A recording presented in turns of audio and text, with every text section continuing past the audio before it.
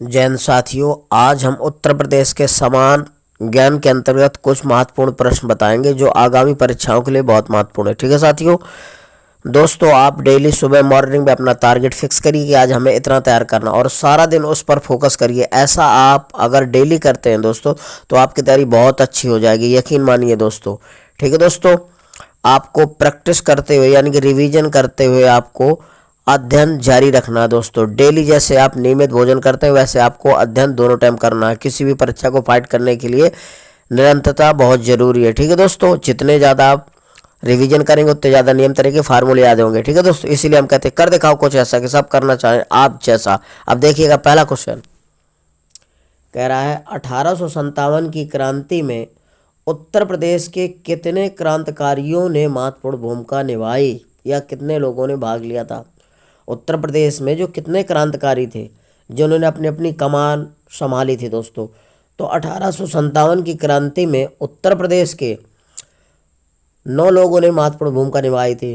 ठीक है दोस्तों, पूछा जाता है कि 1857 की क्रांति में उत्तर प्रदेश के कितने क्रांतिकारियों ने महत्वपूर्ण भूमिका निभाई थी, तो 9 लोगों ने, ध्यान रखना। ठीक है दोस्तों, 9 लोगों ने नेतृत्व किया था उत्तर प्रदेश के अलग अलग जगह से। ठीक है दोस्तों, अगला है प्रथम स्वतंत्रता संग्राम की शुरुआत कहाँ से हुई थी। दोस्तों, जो 1857 की क्रांति हुई है वो मेरठ से हुई थी। 1857 की क्रांति को ही प्रथम स्वतंत्रता संग्राम कहा जाता है, ध्यान रखिएगा। तो 1857 की क्रांति को क्या कहा जाता है, प्रथम स्वतंत्रता संग्राम। तो कहाँ से शुरुआत हुई थी, मेरठ से, ध्यान रखिएगा दोस्तों। अगला है तात्या टोपे ने अंग्रेजों को 1857 की क्रांति में किस रणनीति से भयभीत कर दिया था। तो छापा मार रणनीति होती है दोस्तों, इसी को बोला जाता है गनीमी कावा, ध्यान रखना। छापा मार को क्या बोला जाता है, गनीमी कावा। तो तात्या टोपे ने अंग्रेजों को 1857 की क्रांति में किस रणनीति से भयभीत कर दिया था, यानी कि अंग्रेजों को छक्के छुटा दिए थे, तो वो है छापा मार। ठीक है, रणनीति से। अगला है झांसी की स्थापना 1613 ईस्वी में किसने की थी।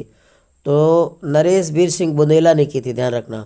झांसी की स्थापना किसने की थी, यानी झांसी किसने बसाया था, तो नरेश वीर सिंह बुंदेला ने, ध्यान रखना। नरेश वीर सिंह बुंदेला ने 1613 ईस्वी में झांसी की स्थापना की थी। ठीक है दोस्तों। अगला है रानी लक्ष्मीबाई के बारे में ये किसने कहा था कि विद्रोहियों में यदि कोई जमा मर्द था तो वह रानी थी। हीरोज ने कहा था। किसने कहा था कि रानी लक्ष्मीबाई के बारे में कि विद्रोहियों में यदि कोई जमा मर्द था तो वह रानी थी। हीरोज ने कहा था। ठीक है दोस्तों, हीरोज। रानी लक्ष्मीबाई के बारे में किसने कहा था कि विद्रोहियों में यदि कोई जमा मर्द था तो वह रानी थी, तो किसने कहा था, हीरोज ने, ध्यान रखना कि पूछा जाता है अधिकांश दोस्तों। अगला है रानी विक्टोरिया के घोषणा पत्र को इलाहाबाद में किसने पढ़ा था, तो लॉर्ड कैनिंग ने पढ़ा था, ध्यान रखना। 1858 में विक्टोरिया ने घोषणा पत्र जारी किया था। रानी विक्टोरिया के घोषणा पत्र को इलाहाबाद में किसने पढ़ा था, तो लॉर्ड कैनिंग ने।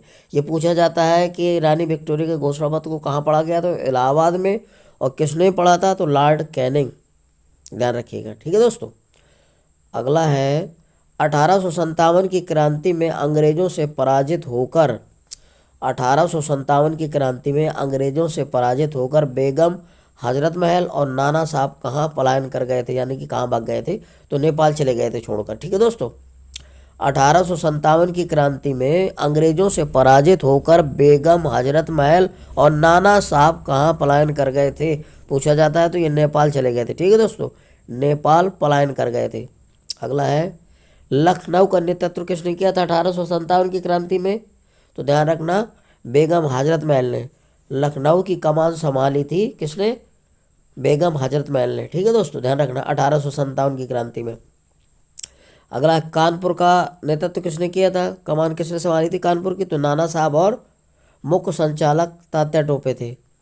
तो कानपुर का संचालन किसने किया था, नाना साहब ने, और मुख्य संचालक के रूप में तात्या टोपे रहते सहयोगी। ठीक है दोस्तों। अगला बरेली, तो खान बहादुर खान ने किया था। बरेली का नेतृत्व किसने किया था, खान बहादुर खान ने, ध्यान रखना। फैजाबाद के किसने, मौलवी अहमद उल्ला ने किया था। फैजाबाद का मौलवी अहमद उल्ला ने संभाली थी कमान। बरेली का खान बहादुर खान, ध्यान रखना। इलाहाबाद का मौलवी लिकायत अली ने, तो इलाहाबाद की कमान किसने संभाली थी, नेतृत्व किया था मौलवी लिकायत अली ने, ध्यान रखना इलाहाबाद का। कालपी का तात्या टोपे ने, कालपी का नेतृत्व किसने किया था, तात्या टोपे ने। मथुरा का देवी सिंह ने, मथुरा का नेतृत्व किसने किया था, कमान संभाली थी देवी सिंह ने, मथुरा का देवी सिंह ने।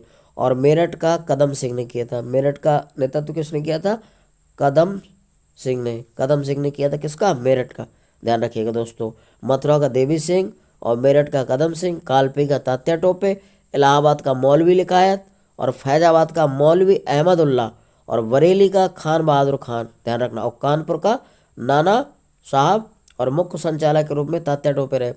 लखनऊ का किसने किया था, बेगम हजरत महल ने। ठीक है दोस्तों, इनको आप तैयार करिए। अगला है, कांग्रेस के द्वितीय अधिवेशन में उत्तर प्रदेश के कितने प्रतिनिधियों ने भाग लिया था। कहने का मतलब है कि कांग्रेस का जो द्वितीय अधिवेशन उत्तर प्रदेश में हुआ था, तो उसमें कितने प्रतिनिधि थे, तो 74 थे दोस्तों। कितने, 74। तो कांग्रेस के द्वितीय अधिवेशन में उत्तर प्रदेश के 74 प्रतिनिधियों ने भाग लिया था, ध्यान रखना। ठीक है, कांग्रेस की तरफ कितने थे, 74। तो कांग्रेस के द्वितीय अधिवेशन में उत्तर प्रदेश के कितने प्रतिनिधियों ने भाग लिया था, 74 ने, ध्यान रखना। अगला है, उत्तर प्रदेश में कुल कितने कांग्रेस अधिवेशन हुए, तो 9 हुए हैं दोस्तों। उत्तर प्रदेश में कुल कितने कांग्रेस अधिवेशन हुए, 9। उत्तर प्रदेश में कुल कितने कांग्रेस अधिवेशन हुए, 9 पूछा जाता है इनकी संख्या। अगला है, प्रथम असहयोग आंदोलन तथा खिलाफत आंदोलन की नींव कहाँ रखी गई थी, तो इलाहाबाद में, ध्यान रखना। प्रथम असहयोग आंदोलन तथा खिलाफत आंदोलन की नींव कहाँ रखी गई थी, इलाहाबाद में। प्रथम असहयोग आंदोलन और खिलाफत आंदोलन की नींव रखी गई थी इलाहाबाद में। अगला है, भारत छोड़ो आंदोलन के दौरान चित्तू पांडे ने समानांतर सरकार का गठन कहाँ किया था, तो बलिया में, ध्यान रखना। भारत छोड़ो आंदोलन के दौरान चित्तू पांडे ने समानांतर सरकार का गठन कहाँ किया था, तो बलिया में पूछा जाता है। और ये भी पूछा जाता है कि समानांतर सरकार का गठन किसने किया था, तो चित्तू पांडे ने। कहाँ किया था, बलिया में। और कब किया था, भारत छोड़ो आंदोलन के समय, 1942 में। भारत छोड़ो आंदोलन कब हो, तो 1942 में, ध्यान रखिएगा। अगला है, सन 1923 में इलाहाबाद में स्वराज पार्टी की स्थापना किसने की थी, तो स्वराज पार्टी की स्थापना किसने की थी, चित्तरंजन दास और मोतीलाल नेहरू ने मिलकर की थी, ध्यान रखना। स्वराज पार्टी की स्थापना किसने की थी 1923 में इलाहाबाद में, चित्तरंजन दास और मोतीलाल नेहरू ने, ध्यान रखना। स्वराज पार्टी की स्थापना किसने की थी, चित्तरंजन दास और मोतीलाल नेहरू ने। पूछा जाता है कहाँ, तो इलाहाबाद में। और कब की थी, 1923 में। और किसने की थी स्वराज पार्टी की स्थापना, तो चित्तरंजन दास और मोतीलाल नेहरू ने, ध्यान रखना। 3 क्वेश्चन बनते हैं इससे। अगला है, तिलक ने कांग्रेस के किस अधिवेशन में पहली बार भाग लिया था, तो लखनऊ अधिवेशन में, ध्यान रखना। तिलक ने जो है कांग्रेस के किस अधिवेशन में भाग लिया था, तो लखनऊ अधिवेशन में तिलक ने भाग लिया था। पूछा जाता तिलक ने कांग्रेस के किस अधिवेशन में भाग लिया था, तो लखनऊ अधिवेशन में, ध्यान रखना। ऑल इंडिया किसान सभा का गठन कब हुआ था, तो 11 अप्रैल 1936 को। ऑल इंडिया किसान सभा का गठन कब हुआ था, 11 अप्रैल 1936 को। तो ऑल इंडिया किसान सभा का गठन कब हुआ था, 11 अप्रैल 1936 को। अगला है, काकोरी कांड में शामिल राम प्रसाद बिस्मिल को फांसी किस जेल में दी गई थी। काकोरी कांड में शामिल राम प्रसाद बिस्मिल को फांसी किस जेल में दी गई थी, तो गोरखपुर जेल में दी गई थी। दोस्तों, काकोरी कांड की घटना 9 अगस्त 1925 को हुई थी दोस्तों। कब हुई थी, 9 अगस्त 1925 को। तो राम प्रसाद बिस्मिल ने, ठीक है, सरकारी खजाना लूटने की योजना बनाई थी। किसने, राम प्रसाद बिस्मिल ने सरकारी खजाना लूटने की योजना बनाई थी। तो इसमें राजेंद्र नाथ लाहिड़ी, ठीक है दोस्तों, और उसको क्या बोलते हैं, एक और था कोई, हाँ, तो इन लोगों ने स्कीम बनाई थी कि सरकारी खजाना को लूटा जाए। ठीक है दोस्तों, तो रोशन सिंह थे एक और राजेंद्र लाहिड़ी, 3 लोगों ने योजना बनाई थी। तो दोस्तों, ये काकोरी घटना कब हुई थी, 9 अगस्त 1925 को। ठीक है, तो राम प्रसाद बिस्मिल थे, उन्होंने सरकारी खजाना लूटने की योजना बनाई। तो राजेंद्र लाहौरी और रोशन सिंह तीनों ने मिलकर इस घटना को अंजाम दिया दोस्तों। तो अब ये पूछा जाता है कि काकोरी कांड में राम प्रसाद बिस्मिल को फांसी की सज़ा कहाँ हुई थी? तो गोरखपुर जेल में, ध्यान रखना। और दूसरे जो थे रोशन सिंह, उनको नैनी इलाहाबाद जेल में फांसी दी गई थी, ठीक है, ध्यान रखना। और जो राजेंद्र लाहौरी थे उनको गोंडा जेल में फांसी दी गई थी, ठीक है दोस्तों। राजेंद्र लाहिड़ी को कहाँ फांसी दी थी? गोंडा जिले में, ठीक है। अब अगला क्या है? संयुक्त प्रांत में, संयुक्त प्रांत उत्तर प्रदेश को बोला जाता है दोस्तों, ध्यान रखना। उत्तर प्रदेश का पुराना नाम क्या था? संयुक्त प्रांत। तो संयुक्त प्रांत में 1937 में गठित कांग्रेस सरकार के प्रधानमंत्री कौन थे? तो गोविंद वल्लभ पंत थे, ध्यान रखना, गोविंद वल्लभ पंत थे। संयुक्त प्रांत में 1937 में गठित कांग्रेस सरकार के प्रधानमंत्री कौन थे? तो गोविंद वल्लभ पंत थे, ध्यान रखना, पूछा जाता है। अगला है, उत्तर प्रदेश में कांग्रेस पार्टी का पहला सम्मेलन किसकी अध्यक्षता में हुआ था? तो मोतीलाल नेहरू। उत्तर प्रदेश में कांग्रेस पार्टी का पहला अधिवेशन किसकी अध्यक्षता में हुआ था? मोतीलाल नेहरू, ध्यान रखना। उत्तर प्रदेश में कांग्रेस पार्टी का पहला सम्मेलन किसकी अध्यक्षता में हुआ था? तो मोतीलाल नेहरू।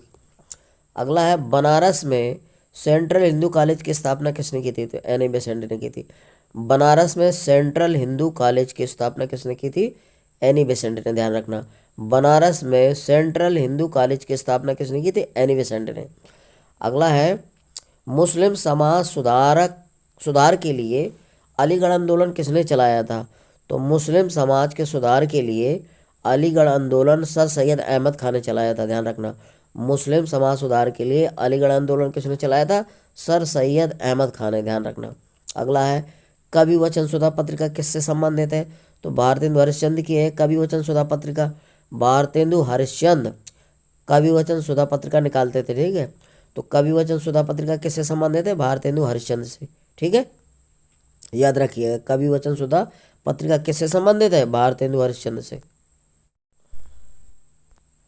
अगला है, पर्यटन विभाग की स्थापना कब की गई थी? तो 1956 में उत्तर प्रदेश में पर्यटन विभाग की स्थापना की गई थी। पर्यटन विभाग की स्थापना कब हुई थी? 1956 में। दीपों का शहर किस नगर को कहा जाता है? वाराणसी को, ध्यान रखना। दीपों को शहर किसे कहा जाता है? वाराणसी को, ध्यान रखना। सबसे ज़्यादा दीप जलाए जाते हैं वाराणसी में, इसीलिए वाराणसी को दीपों का नगर कहा जाता है। मैत्रेय परियोजना किससे संबंधित है? बौद्ध स्थलों के विकास से संबंधित, ध्यान रखना। मैत्रेय परियोजना बौद्ध स्थलों के विकास से संबंधित है, ध्यान रखिएगा, ठीक है। सहते महते गांव कहाँ स्थित है? श्रावस्ती में स्थित है, ध्यान रखना। सहते महते गांव कहाँ स्थित है? श्रावस्ती में। ये दोस्तों गोंडा और बहराइच के बीच में पड़ता है, ध्यान रखना। गोंडा और बहराइच के बीच में पड़ता, पूछा जाए तो सहते महते गांव कहाँ स्थित है? गोंडा और बहराइच के बीच में, श्रावस्ती में। अगला है, अकबर का मकबरा कहाँ स्थित है? सिकंदरा, आगरा में स्थित है। अकबर का मकबरा कहाँ स्थित है? सिकंदरा में, आगरा में, ध्यान रखना, पूछा जाता है, कई बार पूछा गया है। अकबर का मकबरा कहाँ स्थित है? सिकंदरा, आगरा में। अगला है, लॉर्ड कॉर्नवालिस का मकबरा कहाँ स्थित है? गाजीपुर में। लॉर्ड कॉर्नवालिस का मकबरा कहाँ स्थित है? गाजीपुर में, ध्यान रखना, ठीक है दोस्तों। ये लॉर्ड कॉर्नवालिस ऐसे वायसराय थे जिनका मकबरा गाजीपुर में बनवाया गया है, ठीक है दोस्तों। अगला है, श्रृंगी ऋषि मंदिर कहाँ है? तो फर्रुखाबाद में। श्रृंगी ऋषि मंदिर कहाँ पड़ता है? फर्रुखाबाद में स्थित है, ध्यान रखना। श्रृंगी ऋषि मंदिर कहाँ स्थित है? फर्रुखाबाद में। शेख सलीम चिश्ती का मकबरा कहाँ स्थित है? फतेहपुर सीकरी, आगरा में है। शेख सलीम चिश्ती का मकबरा कहाँ स्थित है? फतेहपुर सीकरी, आगरा में पड़ता है। फतेहपुर सीकरी कहाँ पड़ता है? आगरा में, ध्यान रखना। तो शेख सलीम चिश्ती मकबरा कहाँ स्थित है? फतेहपुर सीकरी। अटाला मस्जिद कहाँ है? जौनपुर में। अटाला मस्जिद कहाँ स्थित है? जौनपुर में, ध्यान रखिएगा। अटाला मस्जिद कहाँ स्थित है? जौनपुर में। खुसरो बाग कहाँ स्थित है? इलाहाबाद में। खुसरो बाग कहाँ स्थित है? इलाहाबाद में पड़ता है खुसरो बाग। संत रविदास वन विहार कहाँ स्थित है? बस्ती में। संत रविदास वन विहार कहाँ स्थित है? बस्ती में, ध्यान रखना। अल्फ्रेड पार्क कहाँ स्थित है? इलाहाबाद, प्रयागराज में। इलाहाबाद, ध्यान रखना। अल्फ्रेड पार्क कहाँ है? तो इलाहाबाद में। बायोटेक पार्क कहाँ स्थित है? लखनऊ में। बायोटेक पार्क कहाँ स्थित है? लखनऊ में, ये भी पूछा गया है। भारद्वाज पार्क और हाथी पार्क कहाँ स्थित है? ये भी इलाहाबाद में, ध्यान रखना। हाथी पार्क कई बार पूछा गया है। भारद्वाज पार्क और हाथी पार्क कहाँ स्थित है? इलाहाबाद में। भूल भुलैया एवं आसफी मस्जिद किस इमामबाड़ा के अंदर स्थित है? भूल भुलैया एवं आसफी मस्जिद किस इमामबाड़ा के अंदर स्थित है? तो बड़ा इमामबाड़ा लखनऊ में, ध्यान रखना। बड़ा इमामबाड़ा के अंदर स्थित है कौन? भूल भुलैया और आसफी मस्जिद। दोस्तों छोटा इमामबाड़ा और बड़ा इमामबाड़ा दोनों लखनऊ में स्थित है, ध्यान रखना। छोटा इमामबाड़ा और लखनऊ बड़ा इमामबाड़ा दोनों कहाँ स्थित है? लखनऊ में, ध्यान रखिएगा। ठीक है। अगला, जैनियों का प्रमुख पर्व क्या है? तो महावीर जयंती, ध्यान रखना। जैनियों का प्रमुख पर्व क्या होता है, त्यौहार? तो महावीर जयंती मनाते हैं ये। ठीक है दोस्तों। अगला, बौद्धों का सबसे महत्वपूर्ण पर्व कौन सा है? तो वैशाख पूर्णिमा। तो बौद्धों का सबसे महत्वपूर्ण पर्व कौन सा है, त्यौहार? वैशाख पूर्णिमा।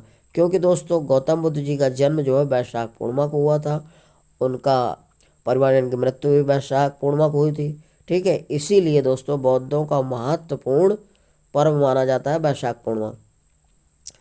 अगला है, ताजमहल का निर्माण किस पत्थर से हुआ है? तो दोस्तों जो ताजमहल बना है आगरा का, तो उसका निर्माण किस पत्थर से हुआ है? तो मरकाना के सफ़ेद संगमरमर से। किसके? मरकाना के सफ़ेद संगमरमर पत्थर से हुआ, ध्यान रखना। ताजमहल का निर्माण किस पत्थर से हुआ है? तो मारकाना के सफ़ेद संगमरमर से, ध्यान रखना। मारकाना के सफ़ेद संगमरमर पत्थर से हुआ है, संगमरमर पत्थर से हुआ, ध्यान रखना। ठीक है दोस्तों। यदि मेरा वीडियो आपको अच्छा लग रहा है तो मेरे वीडियो को लाइक, सब्सक्राइब अवश्य करिए। जय हिंद साथियों।